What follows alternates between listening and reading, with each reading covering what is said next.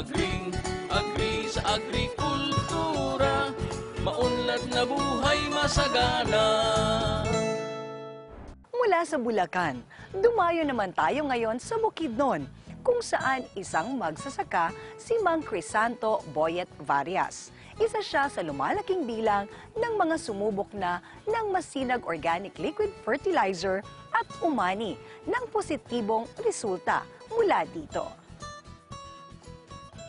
Ang bahagang ito ay handog sa inyo ng Masinag Organic-Based Liquid Fertilizer, a quality product of Revolutionary Solutions Technologies and Products Incorporated.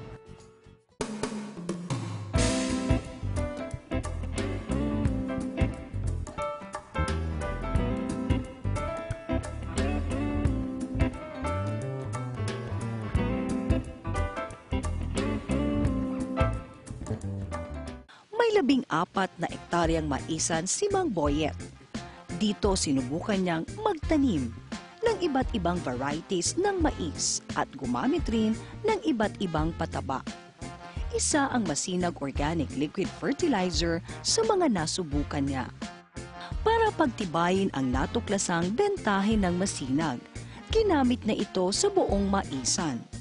Itong farm ko, 100% masinag ang ginamit ko. Ang basal, chicken dung, and then after that, nilagyan ko nung masinag yung lupa, binasa ko yung basal ko.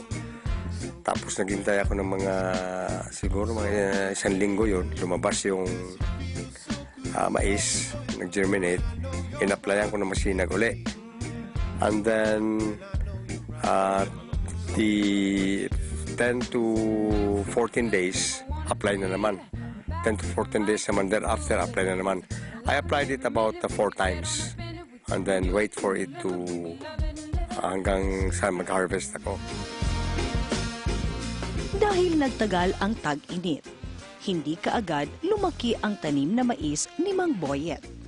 Bagamat hindi naman naapektuhan ang kalusugan ng mga ito. Nang umulan ay tila milagrong lumaki ang kanyang mais na nagtuloy-tuloy sa pamumunga at pag-aani.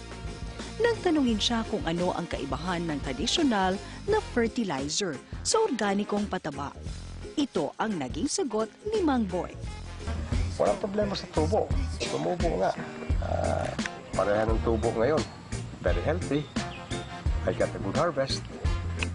Ang question, kumita ba ako?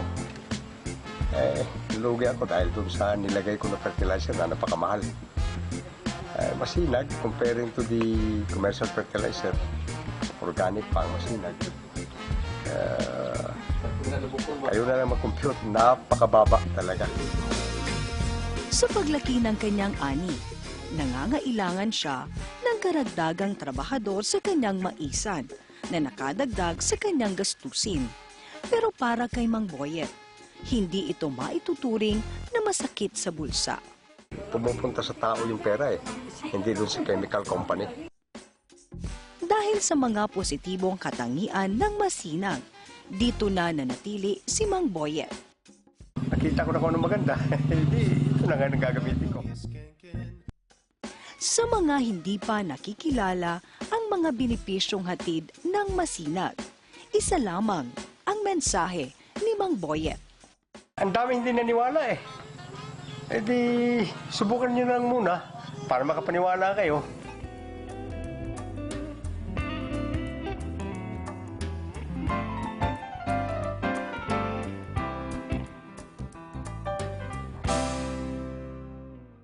Dahil organiko, walang masamang epekto sa katawan at kapaligiran ang Masinag Organic Liquid Fertilizer at talagang napakatipid gamitin. Kaya kung nais ninyong tumaas ang inyong ani at kita, subukan ang masinag. Walang mawawala sa inyo.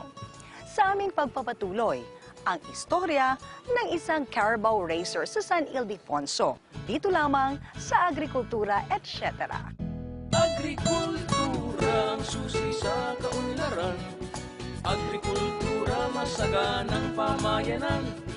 Agrikultura ang kabalikat ng bayan para sa ating kabuhayan. Agri sa agrikultura.